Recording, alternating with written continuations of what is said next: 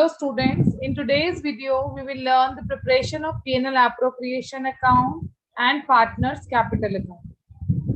सबसे पहले तो हमें P&L appropriation account का मीनिंग पता होना चाहिए. P&L appropriation account profit and loss account का ही एक्सटेंशन है और appropriation का मतलब appropriate प्रॉफिट का डिस्ट्रीब्यूशन करना, यानी जहां पर हम प्रॉफिट को डिस्ट्रीब्यूट करेंगे पार्टनर्स के बीच में, और यहाँ पर जो भी एडजस्टमेंट्स है एप्रोप्रिएशंस की, whatever appropriations we are giving to partner in the form of salary, interest on capital और commission, उसको भी reflect करेंगे. Now when we will prepare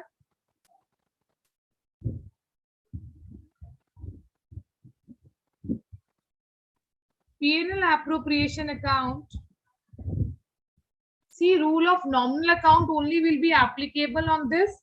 All expenses as we record on the debit side will be recorded on debit and all incomes will be recorded on the credit. So यहाँ पर income की बात करें तो हमारे पास एक ही इनकम आएगी एप्रोप्रिएशन में रिफ्लेक्ट करने के लिए, that is interest on drawing. सबसे पहला स्टेप है to transfer net profit from profit and loss account. सबसे पहले हम P&L अकाउंट से नेट प्रॉफिट को यहाँ ट्रांसफर करेंगे. There are 3 charges which will be reflected here in the inner column, और यहाँ पर जो हमारे पास नेट प्रॉफिट है P&L अकाउंट का, उसमें से हम इसे एडजस्ट करेंगे. दैट मीन्स हमारे पास 3 चार्जेस गिवन हो सकते हैं, और वो 3 चार्जेस कौन कौन से हैं? It is managers commission, interest on partners loan and rent to a partner. यानी 3 चार्जेस हैं जिन्हें हम MIR कह सकते हैं. Charges means those amount which are being debited from the profit even in case when the firm is incurring loss. यानी profit के case में तो ये अमाउंट सब्ट्रैक्ट होगा ही होगा. अगर आपको लॉस हो रहा है तो भी ये अमाउंट आपके लॉस के अमाउंट में ऐड हो जाएगा, और we can say it is being charged from the business even in case of losses. तो सबसे पहला चार्ज बेटा जो हमारे पास आ रहा है that is managers commission.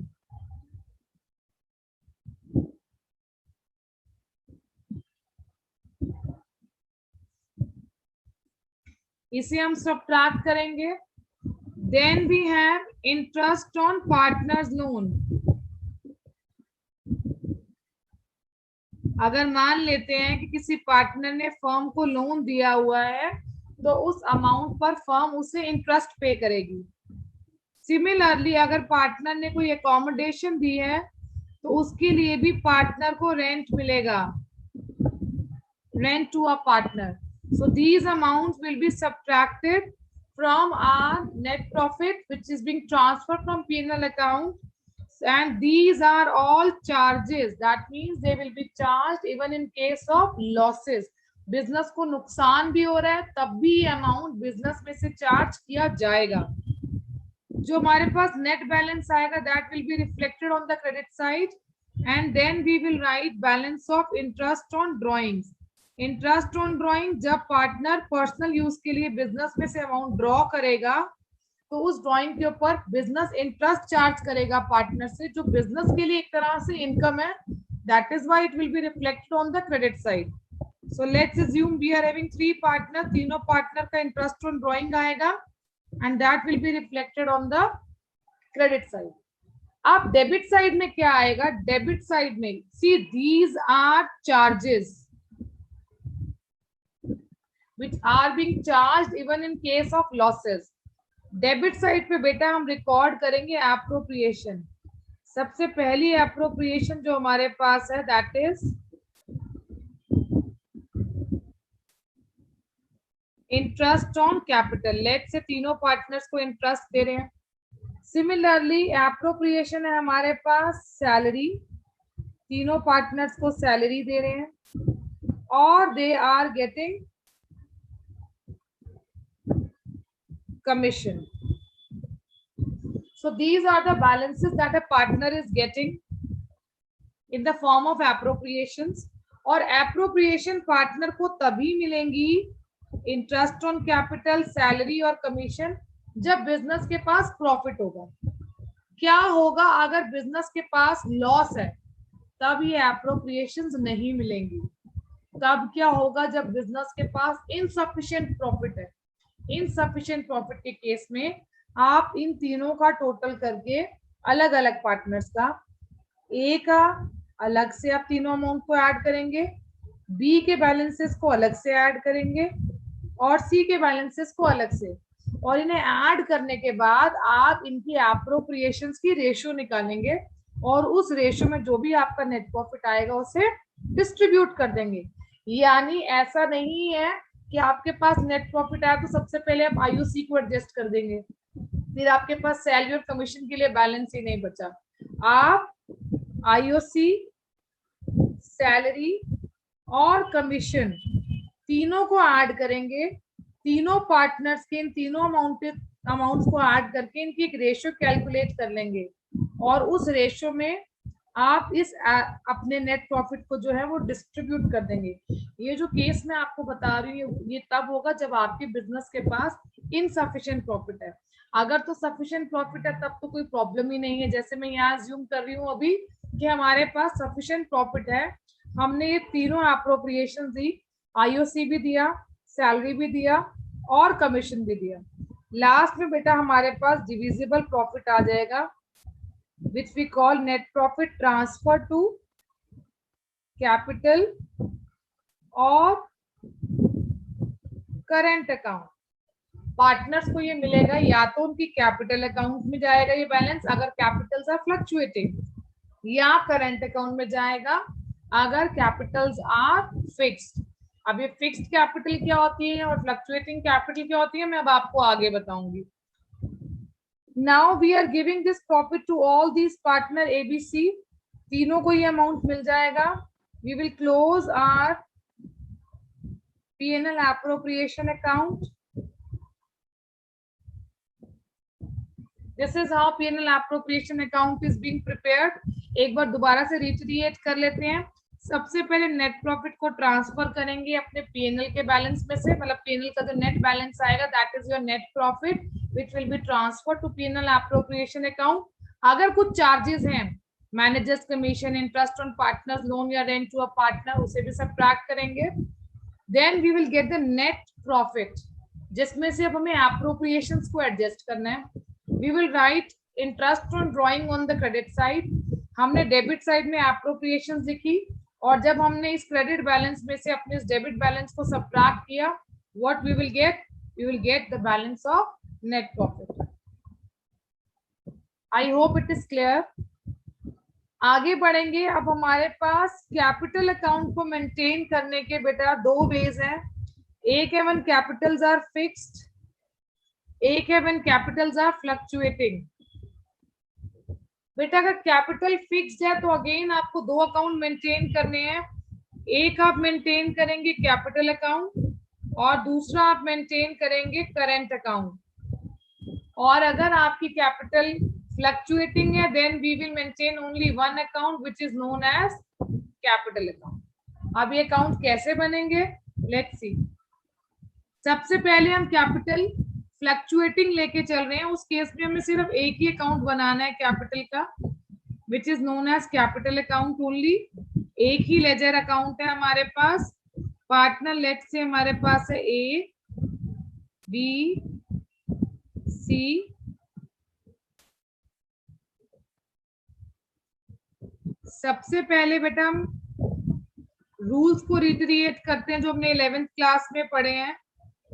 11th class में आपने क्या रूल पढ़ा है कैपिटल अकाउंट का कि capital increases on credit side and it decreases on debit side. आपकी कैपिटल जो है वो क्रेडिट साइड पर इंक्रीज होगी और डेबिट साइड पर डिक्रीज होगी। अब वो क्या चीजें हैं जो आपकी कैपिटल को बढ़ाएंगी? सबसे पहले तो हम अपना ओपनिंग बैलेंस लिखेंगे कैपिटल का, balance CD. Then we will write appropriation जो हमने पार्टनर्स को भी पीएनएल एप्रोप्रिएशन में दी है, वो बिजनेस के लिए एक तरह से एक्सपेंस है इसलिए पीएनएल एप्रोप्रिएशन में डेबिट साइड किया। पर अगर हम पार्टनर के पॉइंट ऑफ व्यू से देखें तो पार्टनर की कैपिटल को इंटरेस्ट बढ़ाएगा। बढ़ाएगा तो कहाँ आएगा, क्रेडिट साइड आएगा। सिमिलरली सैलरी भी पार्टनर को मिलेगी, मिलेगी तो कहाँ आएगी, क्रेडिट साइड। कमीशन भी पार्टनर को मिलेगी तो कहाँ आएगी बेटा, क्रेडिट साइड। नेट प्रॉफिट का जो बैलेंस, नेट डिविजिबल प्रॉफिट जो बचेगा लास्ट में पीएनएल एप्रोप्रिएशन का, वो भी पार्टनर को मिलेगा, it will be recorded on the credit side. अब मैंने जो भी पार्टनर्स को मिलेगा, जो भी पार्टनर्स को मिलेगा amount, I have recorded it on the credit side. अब जो भी बैलेंस आपके पार्टनर्स की कैपिटल को डिक्रीज करेगा, that will be recorded on the debit side. अब वो क्या चीजें हैं जो मेरे पार्टनर की कैपिटल को डिक्रीज कर सकती हैं? सबसे पहला चीज जो हमारे पास है that is drawings, amount drawn for personal use. Next है बेटा हमारे पास इंटरेस्ट ऑन ड्रॉइंग, ड्रॉइंग के ऊपर इंटरेस्ट लगेगा, वो बिजनेस के लिए इनकम है पर पार्टनर की कैपिटल को डिक्रीज करेगा। अभी मैंने केस लिया, मान लो फर्म को प्रॉफिट हो रहा है, ये भी तो हो सकता है फर्म को लॉस हो जाए, उस केस में नेट लॉस भी पार्टनर्स में डिस्ट्रीब्यूट होता है, it will be recorded on the debit side. At last what we will get balance CD, that is the closing balance of capital. अब यहाँ you have to keep it in mind, assertion reasoning में question आ सकता है, statement आ सकती है that capital always have a credit balance. Yes, it is true. In case capital accounts are fluctuating, जब आपकी कैपिटल फ्लक्चुएटिंग है तो आपके पास कैपिटल का जो बैलेंस बचेगा that will always be a credit balance, आपके पास नेगेटिव में कैपिटल नहीं हो सकती। I hope this concept is clear. This account is prepared when capitals are fluctuating. Moving next, अभी मैंने आपको बताया था before starting preparation of capital account, when capitals are fixed, जब कैपिटल फिक्स्ड होगी बेटा तो हमें दो लेजर अकाउंट बनाने हैं। एक तो बनाएंगे हम कैपिटल अकाउंट और दूसरा अकाउंट जो हम बनाएंगे दैट इज करेंट अकाउंट।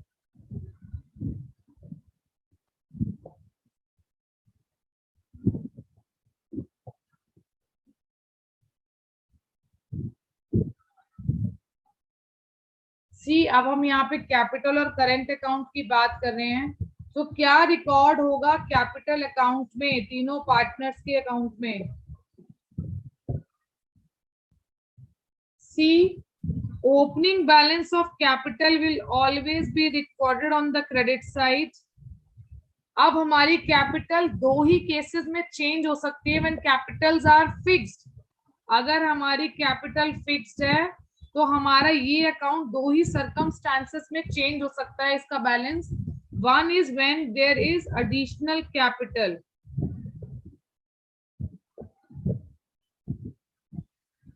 अगर आप बिजनेस में एडिशनल कैपिटल लेके आ रहे हैं तब, और देयर इज ड्रॉइंग्स। अब यहाँ सोचने वाली बात है ये कौन सी ड्रॉइंग्स हैं? These are drawings out of capital, ठीक है, इसे हम परमानेंट ड्राइंग भी कहते हैं। जब आप परमानेंटली अपनी कैपिटल में से अमाउंट विड्रॉ कर लेते हैं that is drawing out of capital. Drawing out of capital के केस में ही आपका जो कैपिटल का फिक्स्ड बैलेंस है वो चेंज होगा, and at last what you will get, balance CD. Again we can never have a debit balance when capitals are fixed, capital का balance कभी डेबिट नहीं आएगा। हमारे पास जो बैलेंस बचेगा हमेशा कहाँ बचेगा बेटा? क्रेडिट साइड में। कैपिटल का बैलेंस हमेशा आपके पास क्रेडिट साइड में आएगा। Now when we will prepare current account,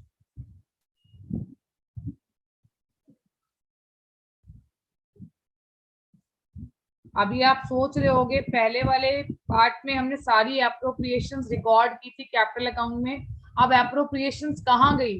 वो सभी एप्रोप्रिएशंस अब करंट अकाउंट में आएंगी। We will write opening balance of current account. See, opening balance current account का क्रेडिट साइड पे भी हो सकता है या हो सकता है डेबिट साइड हो, ये भी हो सकता है सभी पार्टनर्स का बैलेंस डेबिट में हो ये भी हो सकता है किसी एक पार्टनर का बैलेंस डेबिट में हो, जैसे कि मैंने यहाँ पर किसी एक पार्टनर का बैलेंस जो है वो डेबिट में ले लिया, सभी का भी डेबिट हो सकता है, यानी current account can have both debit और क्रेडिट बैलेंस। अब यहाँ पर I will record my appropriation, interest on capital record किया बेटा मैंने। आई विल रिकॉर्ड सैलरी जो पार्टनर को मिल रही है। I will record net profit जो पार्टनर को मिल रहा है। जो भी पार्टनर को मिल रहा है, again current account will rise, current account will fall when there will be drawings. अभी कौन सी ड्रॉइंग्स है? इस वाली ड्रॉइंग में और इस वाली ड्रॉइंग में डिफरेंस है। This drawing is drawing out of capital, और यहाँ जो ड्रॉइंग आ रही है आपके पास, it is the drawing out of profit. और यही वो ड्रॉइंग है बेटा जिसके ऊपर आप क्या कैलकुलेट करेंगे? Interest on drawings. यानी अगेन आपके कॉन्सेप्ट को चेक किया जा सकता है। Interest on drawing is calculated on drawings out of profit, right. तो इस वाली ड्रॉइंग से किस पर इंपैक्ट पड़ेगा? Drawing out of capital will affect your interest on capital, IOC को अफेक्ट करेगा। ये आने वाली वीडियोस में मैं आपको समझाऊंगी। Now we have recorded drawings. अगर मान लो बिजनेस में नेट लॉस है, that will also be recorded on the debit side. We have recorded all negative balances. Negative balance in the sense वो सभी balances which will decrease my current account balance, I have recorded of them on the debit side, and at the end I will get balance CD. See, again I can have closing balance either on this side or I can have it on this side. ठीक है, यानी जैसे कि मैंने अभी आपको बोला, current account का बैलेंस डेबिट भी हो सकता है, क्रेडिट भी। अगर ओपनिंग बैलेंस क्रेडिट साइड आ रहा है, दैट इज ऑल्सो ओके। और अगर आपका closing balance next year transfer होता है as opening on the debit side, that is also fine. Current account can have both a debit और a credit balance, right. I hope this video will help you to understand the concept of P&L appropriation account, how it is prepared. Also, it will help you to know the difference between drawings out of capital and drawings out of profit. Thank you for watching this video. Stay connected and do subscribe my channel.